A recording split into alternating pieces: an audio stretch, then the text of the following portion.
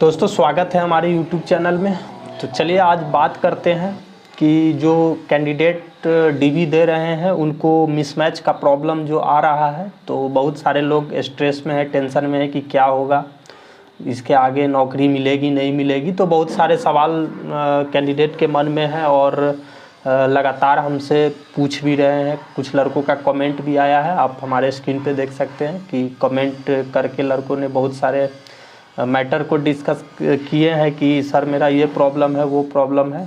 बहुत सारे लड़कों का मेरे पास कॉल भी आया है। तो थोड़ी मेरी व्यस्तता थी काम की वजह से, अभी थोड़े रेलवे में काम का ये चल रहा है, तो इस वजह से थोड़े प्रॉब्लम थी, इस वजह से मैं वीडियो नहीं बना पा रहा था। लेकिन आज सोचा कि आप लोगों का बहुत रिक्वेस्ट था कि सर कुछ बनाइए, तो आज फाइनली हम आए।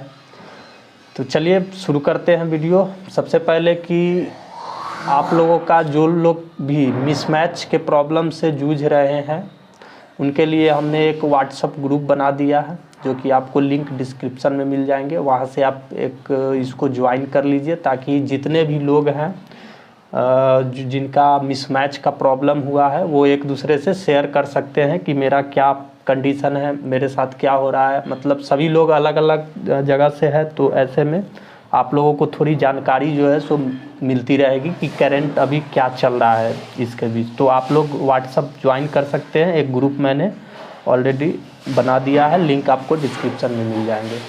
उसके बाद कुछ लड़कों से हमारी बातचीत भी हुई है, बहुत सारे लड़कों का हमारे पास कॉल आया है। तो उनका कहना ये है कि सर मेरा डीवी हुआ और मेरे एडमिट कार्ड पे या मेरे फाइल पे वो लिख दिया कि नॉट वेरीफाइड।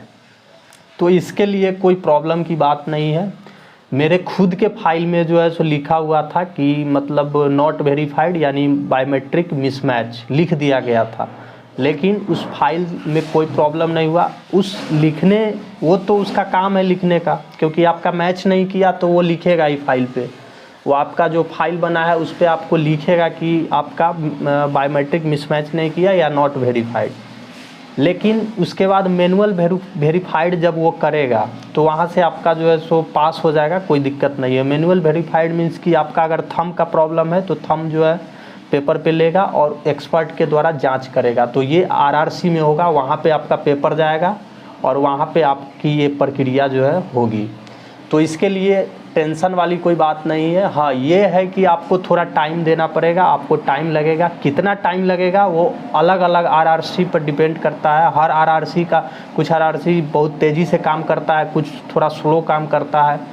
अब उसमें क्या होता है कि अब एक बंदे का तो फाइल भेज नहीं सकता है, तो इसीलिए वो पहले मिसमैच वाले कैंडिडेट का कुछ फाइल 10-15 फाइल जमा कर लेता है, उसके बाद फिर उसको आरआरसी भेजता है। वहाँ पे फिर जाता है तो वहाँ पे फिर प्रक्रिया होती है और उसके बाद फिर लड़कों को आपको अगर आपका थंब ऑलरेडी लिया गया है तो आपका वहाँ पे जांच होगा। जांच होने के बाद वहाँ से जो है लिख के आपको फिर दोबारा आपके यहाँ जहाँ डीवी हुआ था वहाँ भेजेगा, तो वहाँ से फिर आपका आगे की प्रक्रिया होगी। और बहुत सारे कैंडिडेट का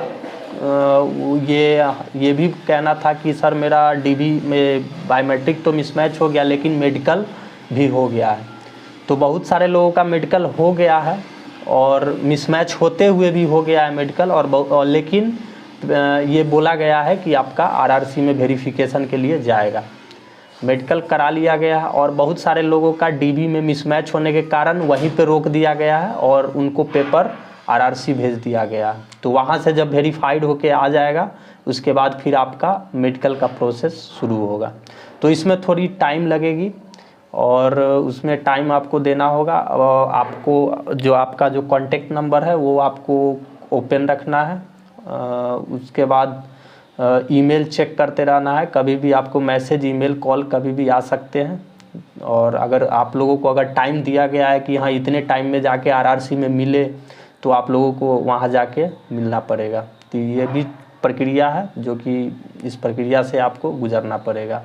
तो मिसमैच वाले के लिए हाँ ये है, लेकिन कि आपको ऐसा नहीं है कि आपको नौकरी नहीं मिलेगी, आपको बाहर कर दिया जाएगा, ऐसा कोई नहीं है। और हमारे साथ भी बहुत सारे कैंडिडेट थे, हमारी भी जब मिसमैच हुई थी तो हमने भी बहुत लोगों के संपर्क में आए थे, बहुत सारे कैंडिडेट को खोजा था कि किसका किसका मिसमैच हुआ है। तो जहाँ तक हमें उस टाइम हमने भी कांटेक्ट बना के रखा हुआ था, तो एक भी ऐसे कैंडिडेट नहीं थे मिसमैच वाले जिनको बाहर कर दिया गया।